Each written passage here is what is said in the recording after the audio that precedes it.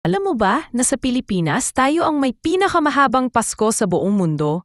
Oo, totoo yan. Dito, simula pa lang ng Burr months, Setyembre, ramdam na agad ang holiday vibes. Habang sa ibang bansa, halos Disyembre pa sila nagsisimula mag-decorate, tayo dito, Sektembre pa lang, naririnig mo na yung mga classic Christmas songs ni Jose Marichan sa mga mall, sa radyo, kahit sa kapitbahay na mahilig magpatugtog ng malakas.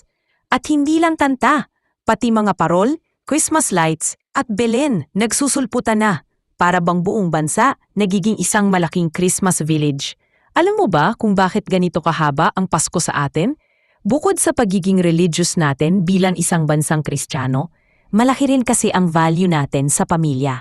Sa dami ng mga Pinoy na nagtatrabaho abroad, ang Pasko ang pinaka-inaabangan natin para magkasama-sama ulit.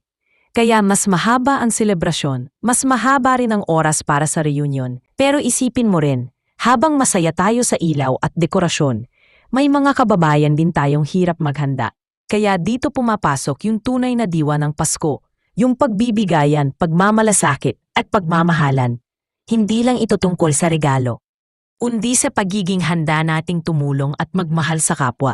Kaya kung iniisip mo kung bakit sobrang aga ng Pasko dito, simple lang. Kasi tayo mga Pilipino gusto natin ng mahabang panahon para iparamdam ang saya, pagmamahal at pagiging magkakapatid. Kaya simula pa lang ng Setyembre, let's spread the spirit of Christmas.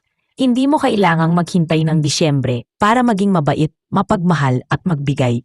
Simulan mo na ngayon dahil dito sa Pilipinas, araw-araw Pasko basta may puso ka para sa iba.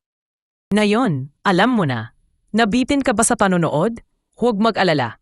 Panoorin ang iba ko pang video para sa mas maraming fun facts at nakakamanghang kaalaman. Huwag kalimutang mag-like at i-share ang video na ito. Hanggang sa muli, paalam.